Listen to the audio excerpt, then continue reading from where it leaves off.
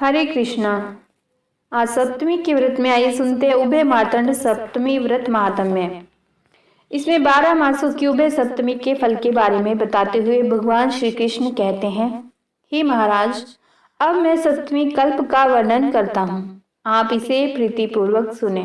माघ महीने की शुक्ला सप्तमी को संकल्प करके भगवान सूर्य का वरुण देव नाम से पूजन करें। अष्टमी के दिन तिल, पिष्ट, गुड़ और ओदन ब्राह्मणों को भोजन कराएं। ऐसा करने से अग्निष्टम यज्ञ का फल प्राप्त होता है। फाल्गुन शुक्ल सप्तमी को भगवान सूर्य का पूजन करने से वाजपेयी यज्ञ का फल प्राप्त होता है। चैत्र शुक्ल सप्तमी में वेदांशु नाम से सूर्य पूजन करने से उक्त नामक यज्ञ के समान पवित्र फल प्राप्त होता है। बैसाख के शुक्ल पक्ष की सप्तमी को धाता नाम से पूजा करने से पशुबंध यज्ञ के पुण्य के समान फल प्राप्त होता है। ज्येष्ठ मास की सप्तमी को इंद्र नाम से सूर्य की पूजा करने से वाजपेयी यज्ञ का दुर्लभ फल प्राप्त होता है। आषाढ़ मास की सप्तमी को दिवाकर की पूजा करने से बहुत स्वर्ण की दक्षिणा वाले यज्ञ का फल प्राप्त होता है।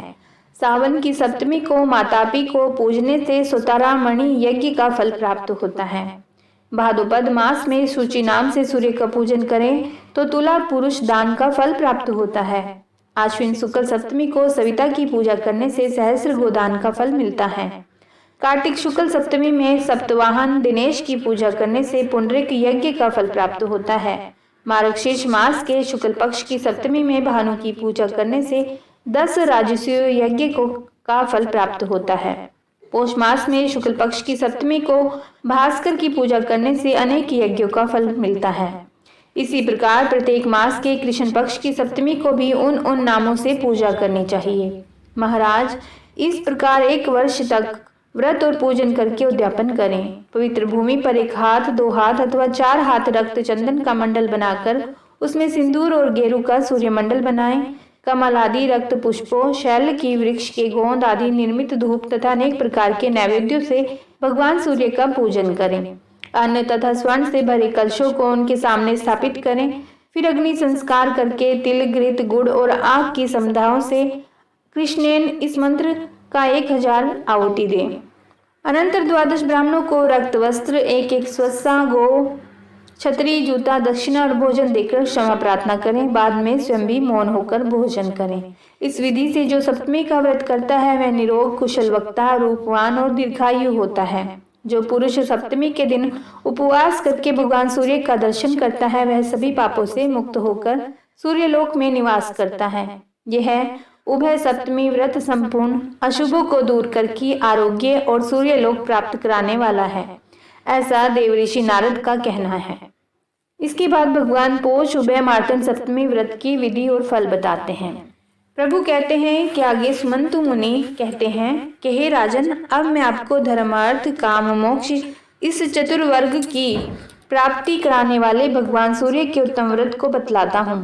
पौष मास के उभय पक्ष की सप्तमियों को जो शाली गेहूं के आटे से बने पकवान तथा दूध का रात्रि में भोजन करता है और जितेंद्रिय रहता है, सत्य बोलता है तथा दिन भर उपवास करता है, तीनों संध्याओं में भगवान सूर्य तथा अग्नि की उपासना करता है, सभी भोग पदार्थों का परित्याग करके भूमि पर शयन करता है, मांस पीतने पर सप्तमी को घृत आदि के द्वारा भगवान सूर्य को स्नान कराता है तथा उनकी पूजा करता है, नैवेद्य में मोदक, पका दूध तथा पकवान आदि निवेदित करता है, 8 ब्राह्मणों को भोजन कराता है और भगवान को कपिला गाय निवेदित करता है।